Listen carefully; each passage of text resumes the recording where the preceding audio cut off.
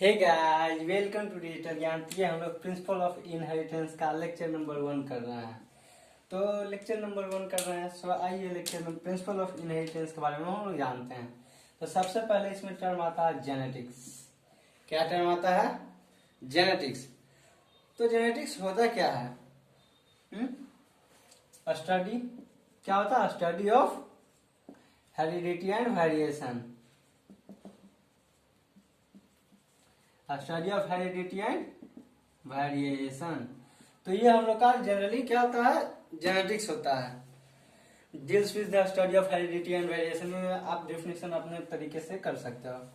अब यहाँ पे मैंने लिखा हेरिडिटी और वेरिएशन, ठीक है। तो ये हेरिडिटी आखिर क्या है? क्या हेरिडिटी आखिर क्या है? तो सबसे पहले आइए हेरिडिटी। हेरिडिटी, तो हेरिडिटी किसको कहते हैं? तो हेरिडिटी जनरली कहते किसको है?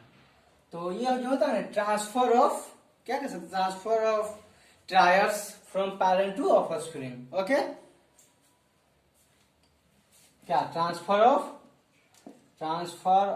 ट्रायर्स from parents to offspring. Parents से ऑफस्प्रिंग में जो ट्रायर्स का ट्रांसफर होता है वो भी क्या से? By the process of inheritance. By the process of inheritance. क्या? इनहेरिटेंस। तो भाई ये था हेरिडिटी। अब आते हैं वेरिएशन। तो वेरिएशन क्या होता है? वेरिएशन, तो वेरिएशन पता है क्या होता है? मैं बताता हूँ। वेरिएशन क्या है? ये डिफरेंस है किसके किसके बीच में। जैसे कोई भी पेरेंट्स का जो ट्रायर्स होता है ऑफस्प्रिंग में जाता है, तो पेरेंट्स के ट्रैक्ट और ऑफस्प्रिंग के ट्रैक्ट में जो डिफरेंस होता है उसी को हम लोग वेरिएशन करते हैं। Difference between parents traits to the offspring traits. क्या? Offspring traits. तो जो पेरेंट्स का ट्रायर्स है और ऑफस्प्रिंग का ट्रायर्स है, दोनों को, हाँ, और इसमें पेरेंट्स और ऑफस्प्रिंग ट्रायर्स क्या होनी चाहिए? सेम पेरेंट्स के ट्रायर्स होनी चाहिए। सेम पेरेंट्स, ये नहीं कि अब जैसे कि ये आदमी का ये बेबी है और कोई दूसरा आदमी है उसका बेबी ये है, तो कहेगा दोनों के जीन मिलने चाहिए, दोनों के ट्रायर्स मिलने चाहिए। तो ये नहीं होता है। सेम पेरेंट्स के उसी में जो वेरिएशन आते हैं, जैसे देखते किसी का पेरेंट्स के हेयर कलर कोई और कलर का होता है, किसी के बेबी का हेयर कलर या फिर आई कलर या फिर कोई होता है, देखते किसी पेरेंट्स का कोई ज्यादा मिस कर सकता है ना, किसी का डार्क कलर हो जाता है, किसी का व्हाइट कलर हो जाता है। तो ये सब वेरिएशंस में आते हैं। ओके, इसके बाद आइए हम कुछ मैंडेलियन, इसके बाद हम लोग प्रिंसिपल ऑफ इनहेरिटेंस में जनरली मैंडल के कॉन्सेप्ट पढ़ते हैं। क्या पढ़ते हैं? मैंडल के कॉन्सेप्ट। तो मैंडल के कॉन्सेप्ट सबसे पहले जो होता है, क्या बेस किस पे होता है? Mendel concept based on, Mendel के कॉन्सेप्ट किस चीज में बेस्ड होता है? मिक्सिंग ऑफ ट्रायर्स में, बेस्ड ऑन मिक्सिंग ऑफ ट्रायर्स। तो मिक्सिंग ऑफ ट्रायर्स में मैंडल के कॉन्सेप्ट बेस्ड होते हैं। और क्या? ब्लेंडिंग ऑफ इनहेरिटेंस, आगे मैं बताऊंगा ब्लेंडिंग वगैरह सब चीज। ब्लेंडिंग ऑफ इनहेरिटेंस, ये था मतलब कुछ टर्म जो मैंडल के। तो मैंडल जो साइंटिस्ट थे, जॉर्ज मैंडल। हाँ, एक चीज और यहाँ पे मैं बताना चाहूंगा, ये जो जेनेटिक्स के फादर हैं, जेनेटिक्स के विलियमसन वाटसन। कौन है? Williamson Watson. तो जेनेटिक के जो फादर है विलियमसन वाटसन है। और ये जेनेटिक का नाम कब दिए थे? 1906 में। कब दिए थे? 1906 में। ओके, तो यहाँ तक कोई दिक्कत? और जेनेटिक्स के फादर ही है मैंडल, सॉरी, ये हेरिडिटी और ये प्रिंसिपल ऑफ इनहेरिटेंस के फादर कौन है? ये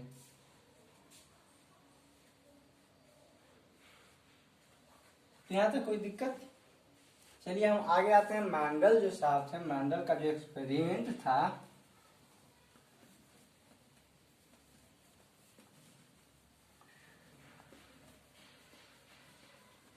मैंडल एक्सपेरिमेंट,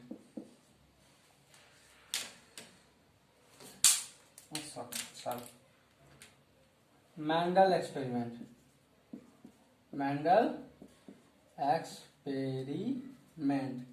तो ये जो मैंडल साहब का एक्सपेरिमेंट था, पहले मैं कुछ मैं पहले ये मैंडल का जनरल व्यू देता हूँ। ये जो थे कब से 1856 से 1863 तक 7 इयर्स तक ये एक्सपेरिमेंट किए। और किस चीज पे एक्सपेरिमेंट किए? तो पाइसम सटाइवम, पाइसम सटाइवम को हम लोग गार्डन पी कहते हैं। कौन सा पी कहते हैं? Garden pea. पाइसम सटाइवम को हम लोग गार्डन पी कहते हैं। क्या कहते हैं? Garden pea. तो जो मैंडल साहब थे वो पाइसम सटाइवम यानी गार्डन पी का सिलेक्शन क्यों किए? सोचने वाली बात है कि मतलब और किसी चीज का भी तो सेलेक्ट कर सकते थे। तो ये सबसे ये मीन्स क्या कहते हैं, ये पाइसम सटाइवम का ही क्यों किए? तो इसके लिए पता है क्योंकि ये इजीली अवेलेबल होता है। क्या होता है? इजीली अवेलेबल होता है। पाइसम सटाइवम जो होता है easily available on, easily available होता है, वो भी कितने लार्ज स्केल पे, लार्ज स्केल पे। और क्या होता है? ये सेल्फ पॉलिनेटिंग होता है, सेल्फ पॉलिनेटिंग, सेल्फ पॉलिनेटिंग होता है। और क्रॉस पॉलिनेशन भी करता है। क्या करता है? Cross pollination, cross pollination in case of कब? जब सेल्फ पॉलिनेशन ना हो। In case of self pollination doesn't occur. जब सेल्फ पॉलिनेशन नहीं हो तो क्या करते हैं? वो क्रॉस पॉलिनेशन भी करते हैं। और क्या, ये बहुत सारे वैरायटी में भी मिलते हैं। क्या होते हैं? Easily available on large scale end of different variety, different. और क्या होते हैं? And having short life cycle. क्या? शॉर्ट लाइफ साइकिल और शॉर्ट। तो ये मेंडल जो पाइसम सटाइवम का सिलेक्शन किए थे, बस जनरली यही था कि उसका इजीली अवेलेबल होता था, डिफरेंट वैरायटी के होते थे, सेल्फ पॉलिनेटिंग करता था और उसका शॉर्ट लाइफ साइकिल होता था ताकि ये स्टडी बहुत जल्दी हो। ये तो था मेंडल एक्सपेरिमेंट का एक इवॉल्व। अब मैं आपको एक मेंडल जो हिस्ट्री थोड़ा सा बताऊंगा। मेंडल कब जन्म लिए और कहाँ जन्म लिए, कैसे पढ़े। तो चलिए हम आगे करते हैं।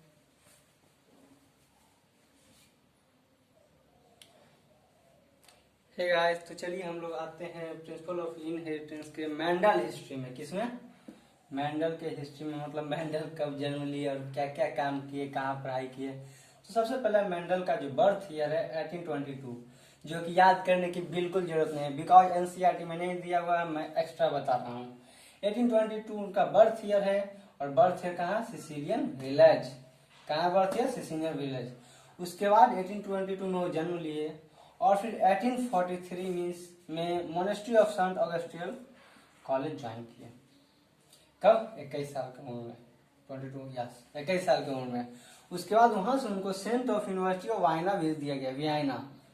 सेंट यूनिवर्सिटी ऑफ वियना उनको भेज दिया गया। वहां पे वो क्या पढ़े?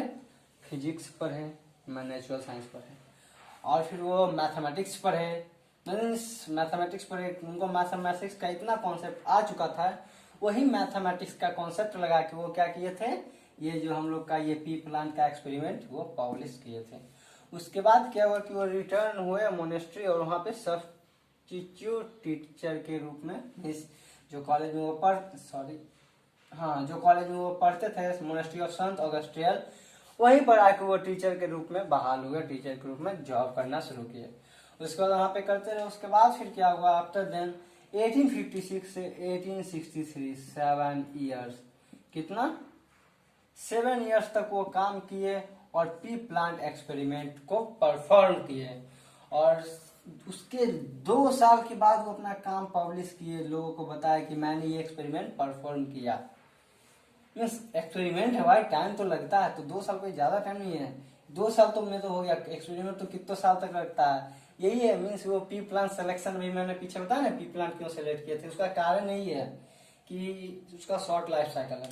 उसके बाद उस समय वो उतने फेमस नहीं हुए, उनका लॉ का कोई वैल्यू नहीं हुआ, क्योंकि उस समय क्रोमोसोम नंबर या फिर और कुछ डेवलप नहीं हुआ था।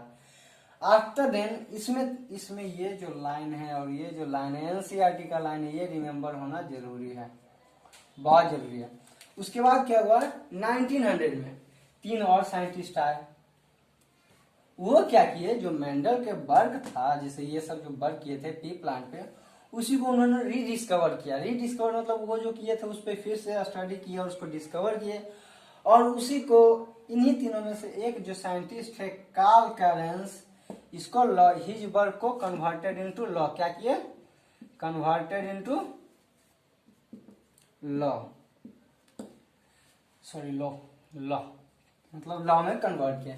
तो गाइस ये था मेंडल का एक्सपेरिमेंट प्रिंसिपल ऑफ इनहेरिटेंस का बेसिक सा लेक्चर। और इसके बाद जो है मैं आप लोगों को बताऊंगा ये कौन कौन से एक्सपेरिमेंट परफॉर्म किए, क्या किए, कैसे किए।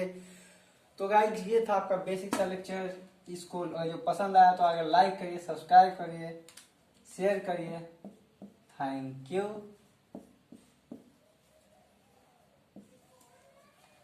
So thanks very much.